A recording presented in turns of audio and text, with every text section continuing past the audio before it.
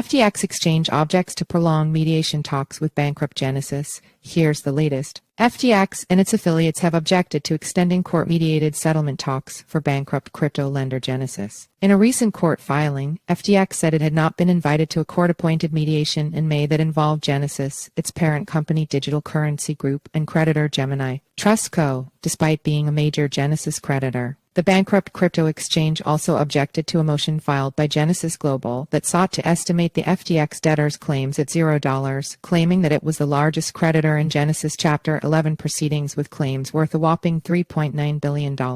On the other hand, Genesis argued that throwing out the FTX claims is critical to avoid undue delay in the timing and amount of creditor distributions and to expeditiously pursue confirmation of a Chapter 11 plan. FTX's filing adds to more than a dozen other individual Genesis creditors who have filed objections to extend the mediation. A hearing on the extension is scheduled for Monday, but these objections are delaying Genesis and its creditors' attempts for a settlement. Genesis, a firm that used to offer clients yield for lending out their digital coins, filed for bankruptcy in January following the credit crisis that hit the crypto industry. The crypto lender's inability to reach a final settlement with its creditors in February has resulted in months-long delays and pressure from individual creditors to resolve financial matters as soon as possible. As a creditor, who has diligently been following the proceeding, I, along with many others, have observed a concerning absence of substantial progress in resolving the financial matters at hand, wrote creditor Yusuf Sharif. Without concrete actions or a genuine commitment to reaching a fair resolution, it is difficult to perceive this extension as anything more than a delay tactic. The proceedings have been further complicated by lawsuits and actions from the Securities and Exchange Commission, which sued the company over its customer lending program, EARN, which involved hundreds of thousands of Gemini's customers seeking a return of around $800 million.